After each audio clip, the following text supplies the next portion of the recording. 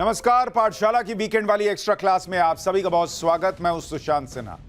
क्या प्रधानमंत्री मोदी बहुत जल्द हाइड्रोजन बम टेस्ट करने वाले हैं? जब अमेरिका में ट्रंप के न्यूक्लियर टेस्टिंग के आदेश के बाद हलचल बढ़ी हुई है, तब पीएम मोदी के दिमाग में क्या चल रहा है?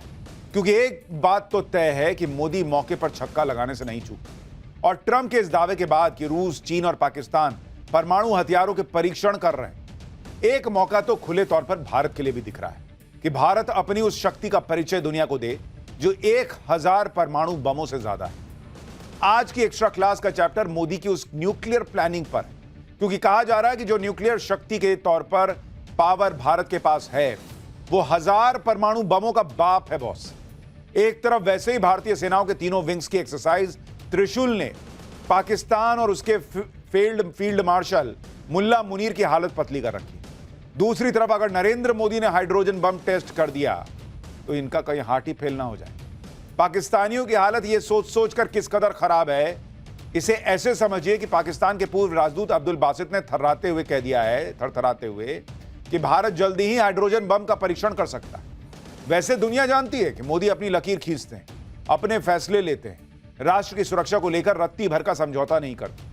अब अगर ट्रंप ने पाकिस्तान और चीन के न्यूक्लियर टेस्टिंग का दावा करके मुद्दा छेड़ दिया है, तो पीएम मोदी के पास पर्याप्त वजह है देश की सुरक्षा के लिए हाइड्रोजन बम टेस्ट करने का। लेकिन सवाल है कि क्या नरेंद्र मोदी का नया भारत ऐसा करने जा रहा है? क्या दुनिया परमाणु बम वाली सनक पर फिर लौट आई है? क्या अमेरिकी राष्ट्रपति ट्रंप के शांति राग में छिपे स्वांग को पढ़ लिया गया है? क्या पाकिस्तान ने वाकई परमाणु परीक्षण किए हैं?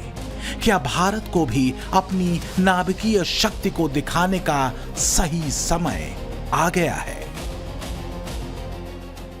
वरना आए दिन हमारे पास न्यूक्लियर बटन है, न्यूक्लियर बटन है, न्यूक्लियर यही कहते थे। पाकिस्तान के पास भी न्यूक्लियर है, तो हमारे पास क्या है भाई? ये दिवाली के लिए रखा है क्या? सवालों के गुबार परमाणु हथियारों के विस्फोट से उठे गुबारों से भी गहरे हैं। खासकर तब ये और गंभीर हो जाते हैं जब व्हाइट हाउस ने और अपने पारिवारिक हितों पर टिके ट्रंप ने पाकिस्तान की हर हरकत को जानते हुए भी आंखें मूंद रखी हों। अमेरिकी राष्ट्रपति डोनाल्ड ट्रंप के अपने रक्षा विभाग को दिए न्यूक्लियर हथियारों की टेस्टिंग के निर्देश के बाद ये चर्चा तेज हो चुकी है कि दुनिया में एक बार फिर परमाणु होड़ का दौर लौट आया है। अपने परमाणु टेस्ट को अंजाम देने के लिए ट्रंप ने शानदार बहाना भी खोजा है, शांति की सरगम में छुपे विध्वंस भरे शब्दों के साथ। सवाल यह है कि अगर ट्रंप ये दावा करते हैं कि रूस, चीन के साथ ही पाकिस्तान भी परमाणु परीक्षण कर रहा है, तो फिर जैसे ईरान की न्यूक्लियर तैयारियों पर B-2 बॉम्बर अमेरिका ने उतारे थे, वैसा ही पाकिस्तान के मुद्दे पर क्यों नहीं किया गया? क्या ट्रंप ने पाकिस्तान में अपने निजी आर्थिक हितों को दुनिया की शांति और सुरक्षा से ऊपर रखा?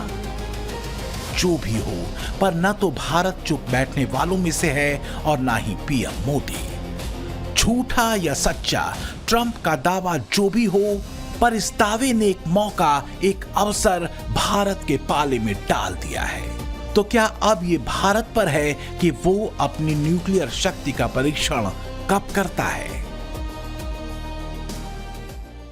ट्रंप का पाकिस्तान और चीन के न्यूक्लियर टेस्ट का दावा सच हो या झूठ, लेकिन एक बात तो तय हो गई, वो ये कि भारत को मौजूदा दौर में एक मौका तो मिल ही गया और पीएम मोदी मौका छोड़ने वालों में से नहीं। स्ट्रैटेजिक एक्सपर्ट मानते हैं कि अगर अमेरिका न्यूक्लियर टेस्ट करता है तो भारत अपने सुरक्षा हितों को लेकर पीछे नहीं हटेगा।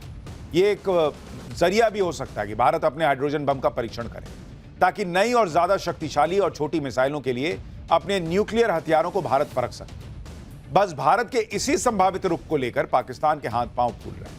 हाइड्रोजन बम एटमी हथियारों से ज्यादा विनाशक होता है। पाकिस्तान की सांसें इसलिए भी फूल रही हैं क्योंकि ऑपरेशन सिंदूर के दौरान वो भारत की मारक क्षमता को अच्छी तरह देख चुका है। भारत ने पाकिस्तान के न सिर्फ 9 आतंकी अड्डे ध्वस्त किए, बल्कि 11 एयरबेस भी उड़ा दिए और नतीजा 4 दिनों के भीतर पाकिस्तान ने सरेंडर किया। वहीं पिछले दिनों देश के army chief general Upendra Dwivedi ने भी पाकिस्तान को कहा था कि अगर उसे इतिहास और भूगोल में बने रहना है तो स्टेट स्पॉन्सर्ड टेररिज्म बंद करना होगा बॉस। बस यही सारे डॉट्स अगर आप मिलाते चले जाइए तो पाकिस्तानियों की घिग्गी क्यों बंदी है समझ में आता है। दुनिया भारत की एटॉमिक शक्ति और क्षमताओं को बखूबी जानती है। संयम, शांति और आत्मरक्षा के सूत्र पर भारत ने करीब 27 साल पहले 1998 में अपना दूसरा परमाणु परीक्षण किया था। इससे पहले भारत ने 18 मई 1974 को अपना पहला सफल परमाणु परीक्षण किया था। इस टेस्टिंग को नाम दिया गया था स्माइलिंग बुद्धा। इसे भारत ने शांतिपूर्ण परमाणु विस्फोट कहा था। तो 1998 में एक बार फिर भारत ने अपनी न्यूक्लियर शक्ति को टेस्ट किया। 11 और 13 मई को कुल 5 परमाणु विस्फोट किए गए। इसमें एक थर्मोन्यूक्लियर यानी हाइड्रोजन बॉम्ब भी शामिल था। भारतीय वैज्ञानिकों ने उस वक्त दावा किया था कि उनके 5 परमाणु परीक्षणों की कुल क्षमता 58 किलो टन थी। 1 किलो टन विस्फोटक ऊर्जा 1000 टन TNT के बराबर होती है। वहीं अकेले हाइड्रोजन बम की क्षमता 45 टन की थी। हाइड्रोजन बम न्यूक्लियर फ्यूजन अभिक्रिया की वजह से होता है। इसमें बड़ी मात्रा में एनर्जी निकलने की वजह से बड़ा विस्फोट होता है, जबकि परमाणु बम विस्फोट के पीछे नाभिकीय विखंडन यानी न्यूक्लियर फिजन होता है। हाइड्रोजन बम परमाणु बम से ज्यादा विनाशकारी होता है। सीधे शब्दों में कहें तो एक हाइड्रोजन बम 1000 न्यूक्लियर बमों जितना ताकतवर होता है। 1 नवंबर 1952 को अमेरिका ने दुनिया का पहला हाइड्रोजन बम टेस्ट किया था। उस वक्त 5 किलोमीटर चौड़ा एक विशाल चकाचौंध कर देने वाले सफेद आग के गोले ने आसमान को ढक लिया था। तो क्या ट्रंप के दावे ने और इस दावे के बादलों के बीच न्यूक्लियर टेस्टिंग के निर्देशों के बाद पीएम मोदी देश की सुरक्षा को लेकर अपनी न्यूक्लियर तैयारियों की ओर बढ़ेंगे? हालांकि पीएम मोदी दुनिया के धैर्यशील और संतुलित लीडर्स में शुमार होते हैं। ये दुनिया ने ऑपरेशन सिंदूर के दौरान भारत के प्रदर्शन में देखा भी है, लेकिन पाकिस्तान पर भरोसा नहीं किया जा सकता। और वैसे भी इंडियन आर्मी चीफ पाकिस्तान को आगाह कर चुके हैं। तो ये मैं आपको बताना चाहता हूं कि इस बार भारत देश पूरी तैयारी के साथ है और इस बार वो संयम नहीं रखेगा जो सिंदूर 1.0 में हमने संयम रखा।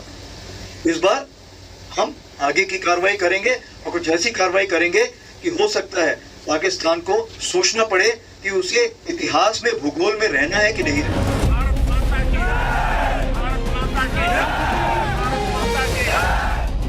भारत न्यूक्लियर पावर है, इसमें कोई शक नहीं कि वो इस शक्ति की जिम्मेदारी को भी बखूबी समझता है। इसे लेकर वो बेहद गंभीर भी रहा है। यही वजह है कि भारत हमेशा न्यूक्लियर वेपन्स को लेकर नो फर्स्ट यूज के सिद्धांत पर कायम रहा है। भारत का परमाणु प्रोग्राम 2 हिस्सों में बटा हुआ है। एक तो है रक्षा क्षेत्र से संबंधित न्यूक्लियर प्रोग्राम और दूसरा सिविल न्यूक्लियर प्रोग्राम।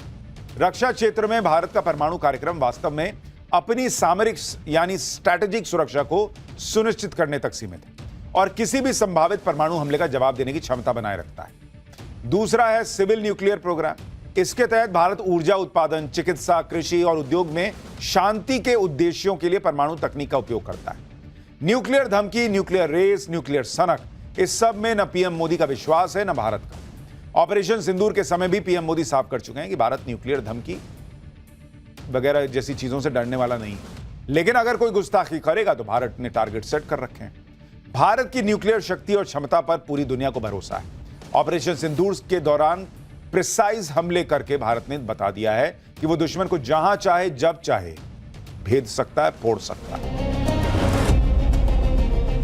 कहीं ऐसा तो नहीं कि भारत के धैर्य की परीक्षा ली जा रही है। अगर ऐसा है तो पीएम मोदी चुप बैठने वालों में से नहीं। ट्रंप के पाकिस्तान के परमाणु टेस्टिंग का दावा खासकर तब और ज्यादा गंभीर हो जाता है जब Pakistani field marshal Munir America की धरती से यह धमकी दे चुका हो कि अगर हम डूब रहे होंगे तो आधी दुनिया को ले डूबेंगे। भारत अपने टारगेट और अपनी तैयारियों को लेकर सजग है। पाकिस्तान की हालत पस्त है भारतीय सेनाओं के तीनों विंग्स की कंबाइंड एक्सरसाइज त्रिशूल को देखकर। पाकिस्तान जानता है कि एक गलत इंफॉर्मेशन या गलत कदम पाकिस्तान की पूरी बर्बादी की स्क्रिप्ट लिख सकता है। रही बात भारत की, तो वो पाकिस्तान की न्यूक्लियर पैंतरेबाजियों से लेकर उसकी न्यूक्लियर क्षमताओं तक की पूरी असलियत जानता है। पाकिस्तान की गुप्त और गैर कानूनी परमाणु गतिविधियां उसके पुराने इतिहास से मेल खाती है, जो कि दशकों की तस्करी, निर्यात नियंत्रण के उल्लंघन, गुप्त साझेदारियां, AQ खान नेटवर्क और परमाणु प्रसार का और बढ़ाना पर आधारित रहा है।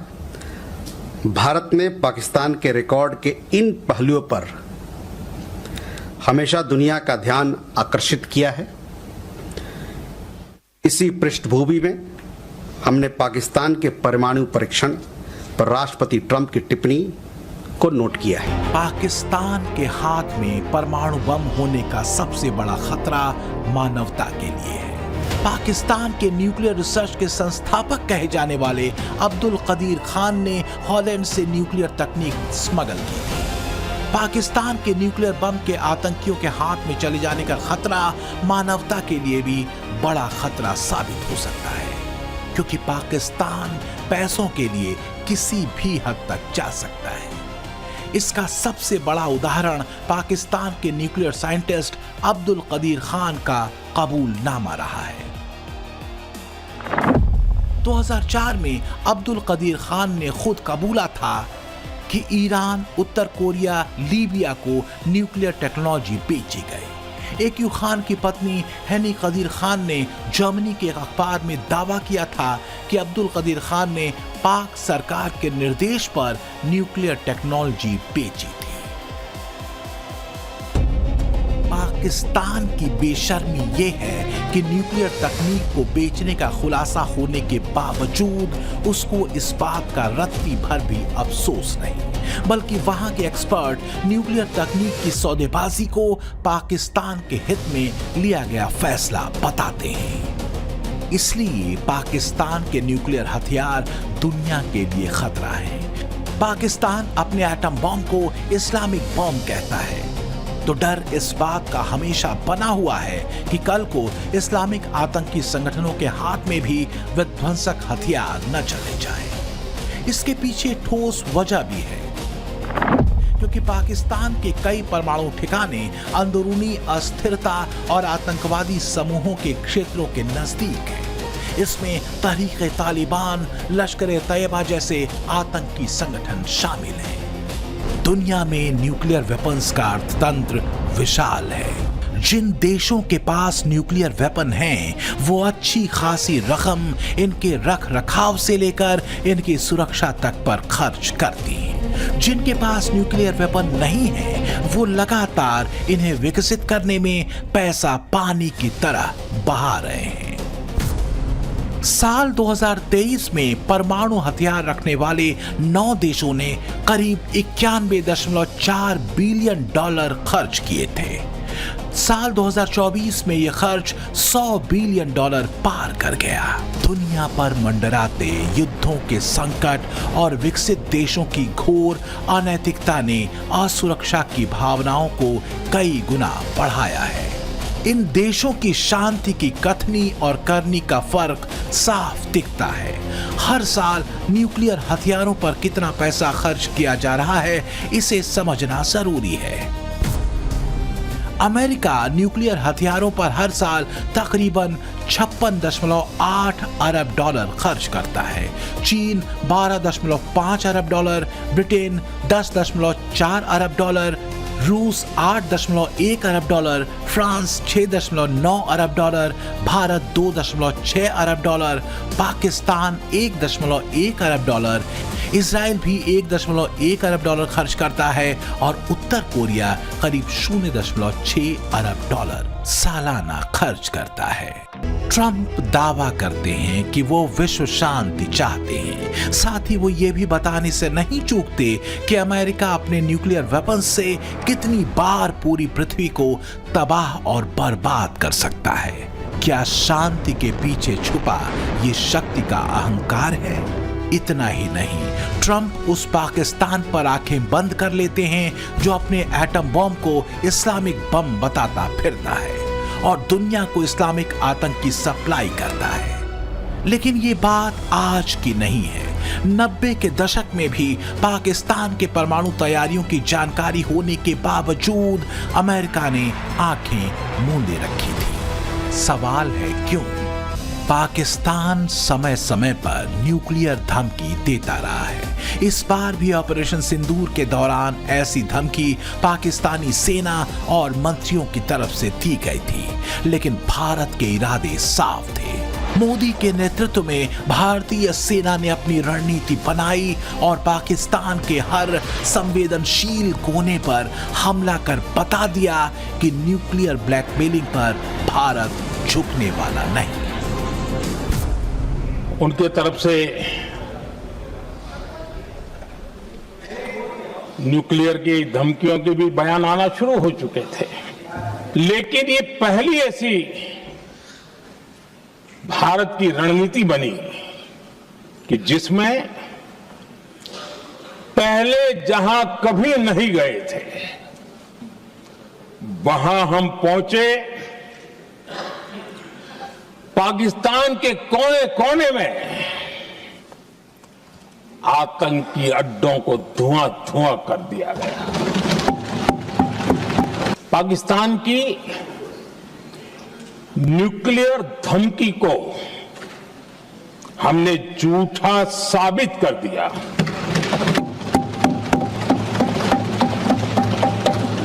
भारत ने सिद्ध कर दिया कि न्यूक्लियर ब्लैकमेलिंग अब नहीं चलेगा और न ही ये न्यूक्लियर ब्लैकमेलिंग के सामने भारत झुकेगा। अब सवाल ये उठता है कि न्यूक्लियर बमों की टेस्टिंग वाले दावे में अगर ट्रंप ने पाकिस्तान का भी नाम जोड़ा तो फिर उस पर एक्शन क्यों नहीं लिया गया?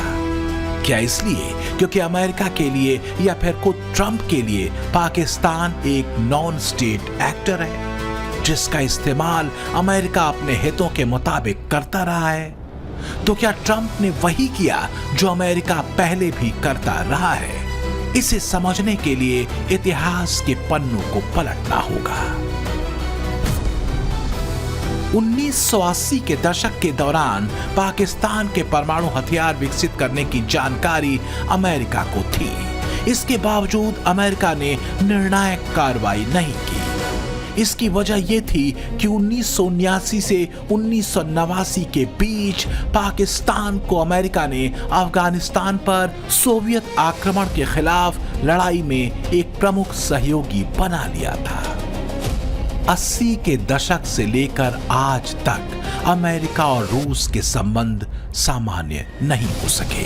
क्या एक बार फिर पाकिस्तान को ट्रंप उसी रूप में इस्तेमाल करना चाहते हैं जैसा कि 80 के दशक में अमेरिका ने किया था? और क्या अमेरिका के निशाने पर इस बार सिर्फ रूस है या फिर चीन और भारत भी? भारत इसलिए क्योंकि पीएम मोदी की लीडरशिप में भारत ग्लोबल साउथ की एक मजबूत आवाज बन चुका है और वो अमेरिका की चौधराहट के सामने झुकने से इनकार करता है। रूस पहले ही 39 साल पुरानी परमाणु मिसाइल संधि को रद्द कर चुका है। ये संधि 1987 में सोवियत संघ और अमेरिका के बीच हुई थी। 8 दिसंबर 1987 को तब के यूएसएसआर और अमेरिका के बीच संधि हुई थी जिसका लक्ष्य था 500 से 5000 किलोमीटर रेंज वाली परमाणु बैलिस्टिक मिसाइलों को नष्ट करना। इस संधि के रद्द होने के बाद दुनिया पर एक बार फिर विश्व युद्ध का खतरा मंडरा रहा है। रूस के इस कदम को अमेरिका और नाटो देशों के लिए चेतावनी भी माना जा रहा है। रूस के इस फैसले के पीछे कहा यह गया कि उसने ये फैसला अमेरिका द्वारा भारत पर तेल खरीद को लेकर दबाव और यूक्रेन को अमेरिकी मदद सहित कई कारणों से लिया। ट्रंप शांति की चाहे जितनी भी चिकनी चुपड़ी बातें कर लें, लेकिन उनके न्यूक्लियर टेस्ट के दिए गए निर्देशों के बाद रूस की नजर अमेरिका के परमाणु परीक्षण पर है। ट्रंप ने रूस, चीन, नॉर्थ कोरिया और पाकिस्तान का नाम लेकर भले ही खुद के लिए न्यूक्लियर टेस्ट का बहाना खोजा हो, लेकिन उन्होंने अनजाने में ही एक मौका भारत के लिए दे दिया है। और पीएम मोदी की खासियत है वो अवसरों को नहीं चूकते। अमेरिकी राष्ट्रपति डोनाल्ड ट्रंप ने 3 नवंबर 2025 को सीबीएस के 60 मिनट के इंटरव्यू में कहा कि हमारे पास इतने न्यूक्लियर हथियार हैं कि दुनिया को 150 बार उड़ा सकते हैं। ट्रंप की पर्सनालिटी का यह गजब का विरोधाभास है। भाई एक तरफ खुद को शांति का मसीहा बताते हैं, नोबेल शांति पुरस्कार की दावेदारी करते हैं, दूसरी तरफ पूरी दुनिया को तबाह करने की अमेरिका की परमाणु क्षमता की नुमाइश करते हैं। और बात इतनी भर नहीं है, अगर दुनिया में न्यूक्लियर बम के टेस्टिंग की होड़ मची तो इसका असर पहले से मुश्किल दौर से गुजर रही दुनिया की शांति और अर्थव्यवस्था दोनों पर पड़ेगा। लेकिन ट्रंप को इसकी परवाह थोड़ी है। कुछ एक्सपर्ट्स तो मौजूदा दौर को कोल्ड वॉर के दौर से जोड़ रहे हैं। सच यह है कि परमाणु बम को लेकर भारत एक जिम्मेदार राष्ट्र की भूमिका निभाता रहा है। पीएम मोदी भी परमाणु रेस के विरुद्ध रहे, लेकिन अगर हालात जटिल बने तो भारत अपनी सुरक्षा के लिए किसी निर्णायक कदम को उठाने से पीछे नहीं हटेगा। अभी कुछ ही महीने पहले हमने देखा है, विक्रांत ने अपने नाम से ही पूरे पाकिस्तान की रातों की नींद उड़ा दी थी। जिसका नाम ही दुश्मन के साहस का अंत कर दे, वो है आईएनएस विक्रांत। जो भय पैदा किया गया है, भारतीय वायुसेना द्वारा दिखाए गए अद्भुत कौशल ने, भारतीय सेना की जांबाजी ने, तीनों सेनाओं के जबरदस्त समन्वय ने ऑपरेशन सिंदूर में पाकिस्तान को इतनी जल्दी घुटने टेकने पर मजबूर कर दिया था। 2024 की सिपरी रिपोर्ट के मुताबिक पाकिस्तान के पास इस वक्त 170 परमाणु बम हैं, जो भारत से 10 कम है। इन बमों की ताकत 3 से 50 किलो टन के बीच है। पाकिस्तान के पास हाइड्रोजन बम होने का कोई सबूत नहीं है और उसके ज्यादातर बम नाभिकीय संलयन पर आधारित हैं, जो भारत के बमों से कम ताकतवर हैं। ट्रंप के पाकिस्तान के गुप्त और अवैध परमाणु गतिविधियों में शामिल होने के दावे ने पाकिस्तान को सदमे में डाल दिया है। भारतीय सेना के अभियान त्रिशूल से उसकी चूलें पहले से ही हिली हुई हैं। अब अगर भारत ने न्यूक्लियर टेस्ट का ट्रिगर दबा दिया तो क्या होगा? लिहाजा अब पाकिस्तान सफाई देने में जुटा है कि पाकिस्तान का आखिरी परमाणु परीक्षण 1998 में हुआ था और उसके बाद कोई नया टेस्ट नहीं किया गया। मुल्ला मुनीर से लेकर उसके शागिर्द शहबाज तक जानते हैं कि पीएम मोदी ने अगर मौके पर चौका जड़ दिया तो पाकिस्तान के लिए गरीबी में आटा गीला वाली न हो जाए। Bureau report, times now, Navbharat. पाठशाला की वीकेंड वाली क्लास में अब अगला चैप्टर। ये वो चैप्टर है जिससे जुड़े टॉपिक को मैं आपको वीकेंड में अक्सर दिखाता हूं और इसे देखकर दुश्मन देशों का कलेजा दहल जाता है। कहा जाता है कि अब वही देश युद्ध जीत सकता है जो समंदर का सिकंदर होगा। इस दिशा में भारत बहुत तेजी से पांव पसार रहा है। आप ये जानकर गर्व महसूस करेंगे कि इंडियन नेवी हर 40 दिन में भारत एक वॉरशिप लॉन्च कर रहा है। एक साथ 52 वॉरशिप बनाए जा रहे हैं और एक युद्धपोत की चर्चा तो पाकिस्तान तक हो रही है। ब्लू बैटल ग्राउंड में हिंदुस्तान के इस नए चैप्टर में क्या क्या एक्स फैक्टर हैं, ये आज आपको जरूर देखना चाहिए। जोश, जज्बा और दुश्मन को खाक में मिलाने की जिद, जिसकी गरज से समंदर थर्राता है, जिसके सामने आसमान झुक जाता है, जिसके सामने हर चैलेंज बौना है, वो भारतीय नौसेना है। करीब 1.5 लाख नौसैनिक, कुल 150 से ज्यादा युद्धपोत, 13 डिस्ट्रॉयर, 14 फ्रिगेट्स, 18 सबमरीन और 18 कॉर्वेट्स युद्धपोत हैं। इंडियन नेवी की ये वो ताकत है जिसके जिक्र भर से पाकिस्तान से लेकर जिन्ना के मुल्क के माई बाप चीन का हलक सूख जाता है, और ये ताकत अब कई गुना बढ़ने वाली है। ये तस्वीर लहरों के नए पहरेदार की है। नाम है INS इक्शक, जो 2 दिन पहले नौसेना में शामिल हो गया है। ये नेवी का पहला बड़ा सर्वेक्षण पोत है। कोच्चि के नेवल बेस पर नौसेना प्रमुख एडमिरल दिनेश के त्रिपाठी की मौजूदगी में इसे पानी में उतारा गया। समारोह की शुरुआत INS इक्शक के कमांडिंग ऑफिसर कैप्टन त्रिभुवन सिंह ने जहाज के कमिश्निंग वारंट को पढ़कर की। इसके बाद नौसेना का झंडा और राष्ट्रीय ध्वज फहराया गया। एक खास सलामी और कमिश्निंग पेनेंट फहराने के साथ ही जहाज को आधिकारिक तौर पर नौसेना के बेड़े में शामिल कर लिया गया। इस सर्वे जहाज का निर्माण garden reach ship builders and engineers ने किया है, और खास बात यह है कि इसमें 80% से ज्यादा स्वदेशी उपकरण का उपयोग हुआ है, जिसे आत्मनिर्भर भारत के विजन की दिशा में एक और ठोस कदम माना जा रहा है। इक्शक की खासियत की बात करें तो इसे समंदर में सर्वे के लिए बनाया गया है। इसमें 2 इंजन लगे हैं। शिप की लंबाई 110 मीटर है तो चौड़ाई 16 मीटर है। INS इक्शक का वजन 3400 टन है और इसकी रफ्तार करीब 30 किलोमीटर प्रति घंटा है। देश की 7500 समुद्री सरहद की पहरेदारी में INS इक्शक एक अहम कदम है। इससे मिलने वाला डेटा देश की समुद्री सुरक्षा को और मजबूत बनाएगा। इसमें हेलीकॉप्टर लैंडिंग डेक भी है, जिससे कई तरह के मिशन को अंजाम दे सकता है। INS Ikshak is highly capable. It is beyond hydrographic ship. It has got state-of-the-art equipment. One of the equipment actually can map the seabed from 8,000 to 11,000 meters, which is, that means it can map the Marianas Trench, which is the deepest part of the ocean anywhere in the planet. यानी भारतीय नौसेना को देश की 7500 समुद्री सीमा की पहरेदारी के लिए अचूक ढाल मिल चुकी है। INS इक्शक भले ही देश का पहला सर्वेक्षण शिप हो, लेकिन पिछले कुछ वक्त के दौरान ही नौसेना को एक से बढ़कर एक नायाब युद्धपोत मिल चुके हैं, जिससे देश की समुद्री ताकत कई गुना बढ़ चुकी है। इसी साल जुलाई में INS तमाल युद्धपोत नौसेना में शामिल किया गया था। ये एक आधुनिक वॉरशिप है जो समुद्र, हवा और पानी के भीतर के अलावा इलेक्ट्रॉनिक वॉरफेयर में ऑपरेशन कर सकता है। INS तमाल में डुअल रोल ब्रह्मोस मिसाइल, लंबी दूरी तक मार करने वाली मिसाइलों के साथ ही रॉकेट्स और टॉरपीडो लगे हैं। इस वॉरशिप पर कामोव 28 और कामोव 31 जैसे हेलीकॉप्टर भी उतर सकते हैं।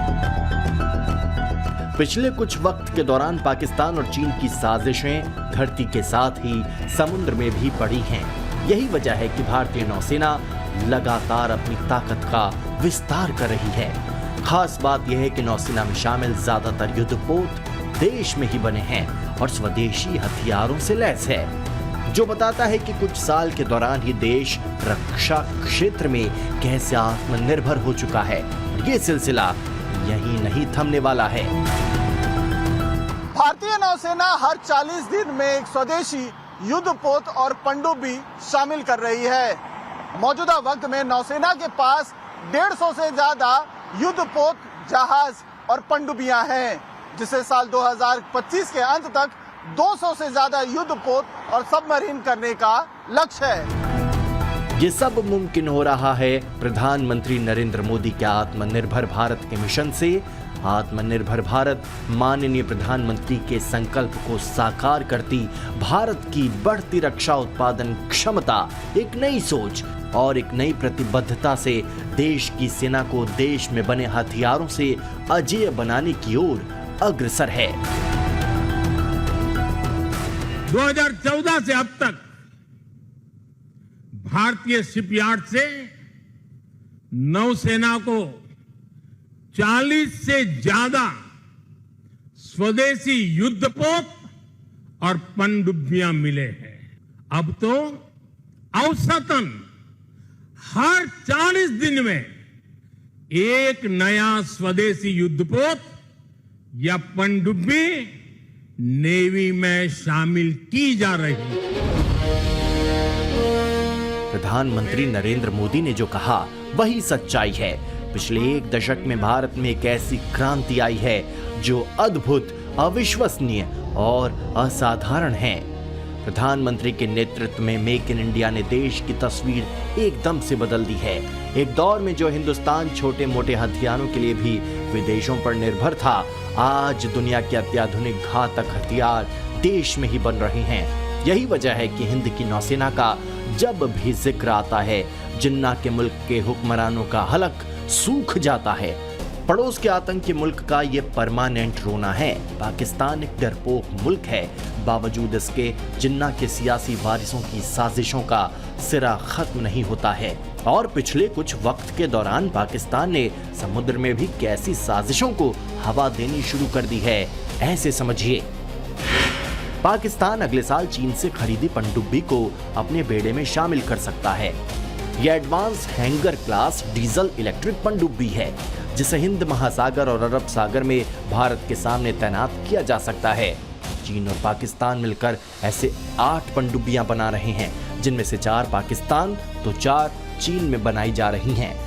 पाकिस्तान सभी पनडुब्बियों को 2028 तक अपने नौसेना में शामिल कर सकता है। यानी एक तरफ चीन जहां हमारी सरहद पर उछल कूद करता रहता है, तो दूसरी तरफ अपने कर्ज वाले गुलाम पाकिस्तान को भी हथियारों की खेप सौंपता रहता है। वैसे माओ के मुल्क की साजिशें यहीं खत्म नहीं हो रही हैं। ये तस्वीरें चीन के सबसे ताकतवर और सबसे बड़े एयरक्राफ्ट कैरियर फुजियान की है, जिसे चीन ने अपने नौसेना के बेड़े में शामिल किया है। ये चीन का सबसे शक्तिशाली, सबसे आधुनिक, सबसे बड़ा और तीसरा एयरक्राफ्ट कैरियर यानी युद्धपोत है, जो समंदर में तैनात हो चुका है। चीनी राष्ट्रपति शी जिनपिंग ने हाइनान प्रांत के सानिया पोर्ट पर इसे कमीशन किया। चीन की इस नई ताकत को फुजियान प्रांत के नाम पर रखा गया है। लियाओनिंग और शानडोंग के बाद ये चीन का तीसरा युद्धपोत है। इसे चीन में पूरी तरह से स्वदेशी रूप में डिजाइन और निर्मित किया गया है। लगभग 316 मीटर लंबा और 80 से 85 हजार टन वजनी एशिया का सबसे बड़ा युद्धपोत है और दुनिया का सबसे बड़ा पारंपरिक विमान वाहक पोत भी है। इस युद्धपोत के आकार का अंदाजा आप इस बात से लगा सकते हैं कि इस पर एक साथ 50 विमानों को रखा जा सकता है। चीन इस पर से J-15T लड़ाकू विमान, स्टेल्थ, J-35 और KJ-600 विमान को सफलतापूर्वक कैटापुल्ट लॉन्च कर चुका है। इसकी सबसे बड़ी खासियत यह है कि इस पर फ्लैट फ्लाइट डेक और इलेक्ट्रोमैग्नेटिक कैटापल्ट सिस्टम लगाया गया है। इससे लड़ाकू विमान आसानी से और तेजी से उड़ान भर सकते हैं। अमेरिका के अलावा सिर्फ चीन के पास ये तकनीक है। फुजियान की वजह से चीन अब ताइवान, दक्षिण चीन सागर और हिंद महासागर में अपनी ताकत दिखा सकता है। यही वजह है कि चीन के नए युद्धपोत के सामने आने के बाद चीन की समुद्री साजिशों का सिरा और बढ़ सकता है। सबसे ताकतवर विमान को नौसेना में शामिल कर चीन ने एक बार फिर दुनिया को टेंशन दे दी है। सवाल ये है कि इसके पीछे क्या बीजिंग का मकसद ताइवान पर कब्जे के मंसूबे को पूरा करना है, या फिर चीन साउथ चाइना में अमेरिका को चुनौती देने वाला है। साउथ चाइना सी समंदर का ये वही किनारा है जो जिनपिंग के शागिर्दों की साजिशों का गवाह रहा है। चीनियों के सबसे ज्यादा बारूदी उछल कूद इसी हिस्से में होती है, जहां बीजिंग के इशारे पर चीनी जंगी जहाज दौड़ते रहते हैं, मिसाइलें दागते रहते हैं। लेकिन चीन के अपने सबसे बड़े युद्धपोत फुजियान को नौसेना में शामिल करने के बाद इस इलाके में चीनियों की करतूतें और बढ़ने की आशंका जताई जा रही है। लिहाजा इस इलाके की अहमियत समझनी भी जरूरी है।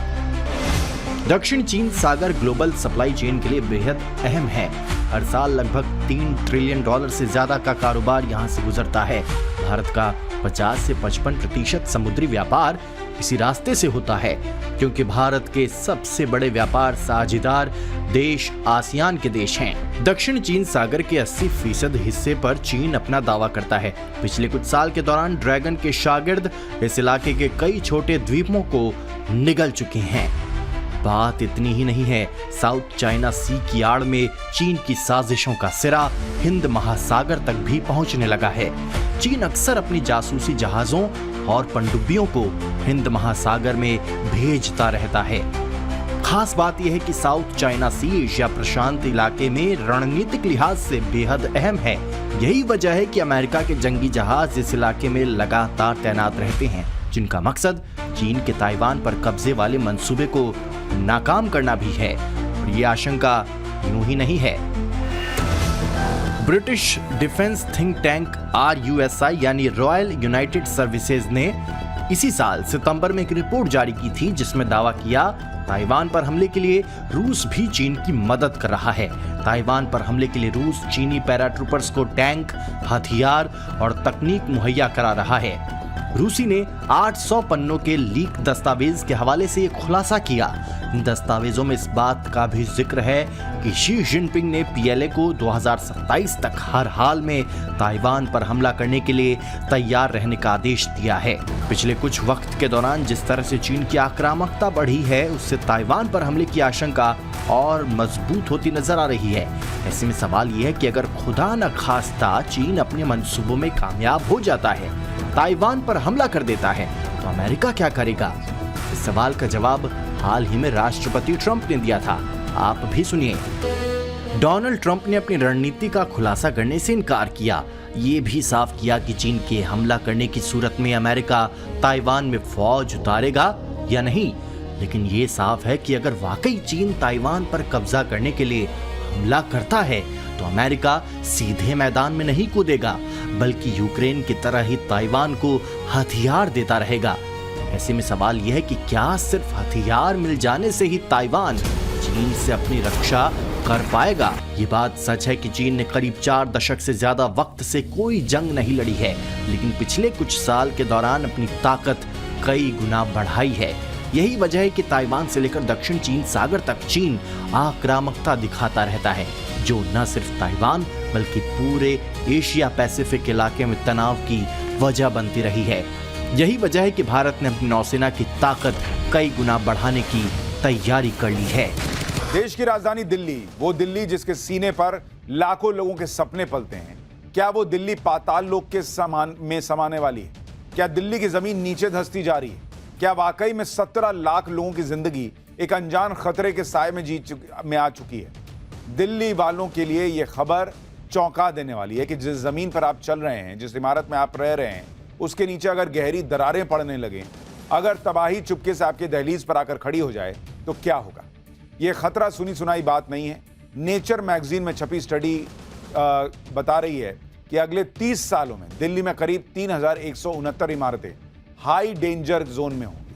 50 साल बाद यह संख्या बढ़कर 11,457 तक पहुंच सकती है। रिपोर्ट के पब्लिश होने के बाद से ही तमाम रिसर्चर, एनवायरमेंटलिस्ट और साइंटिस्ट इस पर अपनी राय दे रहे हैं। दिल्ली पर मंडराते इस खतरे के कारणों को और इससे बचने के उपाय पर वो क्या कह रहे हैं, आज आपको दिखाऊंगा।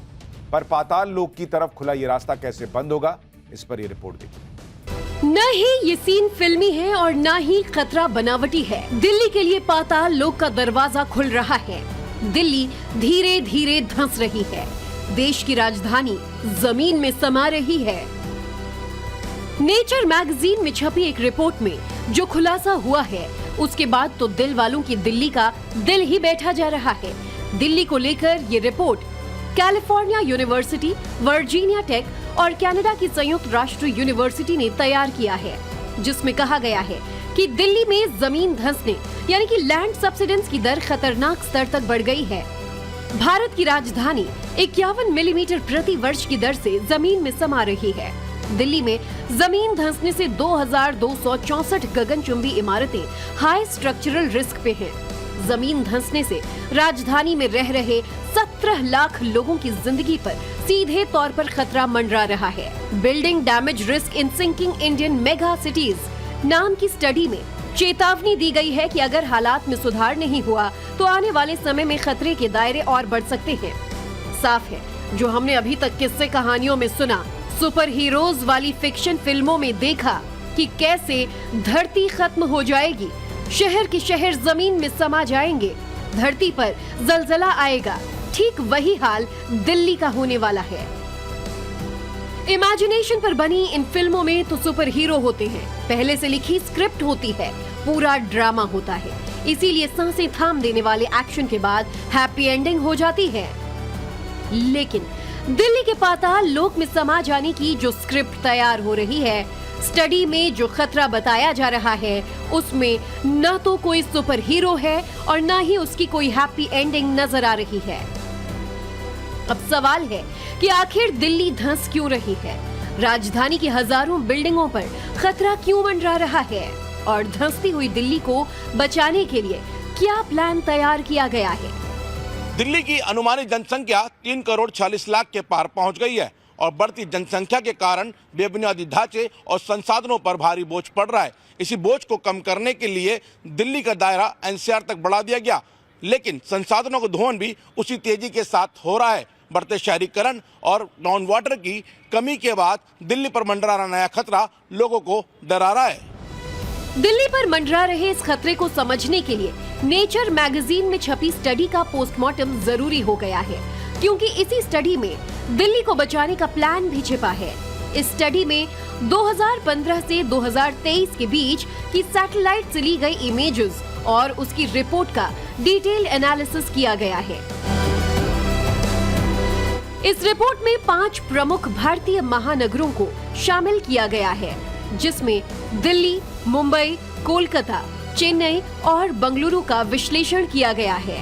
इन 5 शहरों में जमीन धीरे धीरे धंस रही है और इसमें दिल्ली तीसरे स्थान पर है, जहां 196 वर्ग किलोमीटर जमीन धंसाव की समस्या से प्रभावित है, जबकि सबसे ज्यादा धंसाव मुंबई में हो रहा है और इसका दायरा 262 वर्ग किलोमीटर है, जबकि कोलकाता में 222 वर्ग किलोमीटर का इलाका धंस रहा है।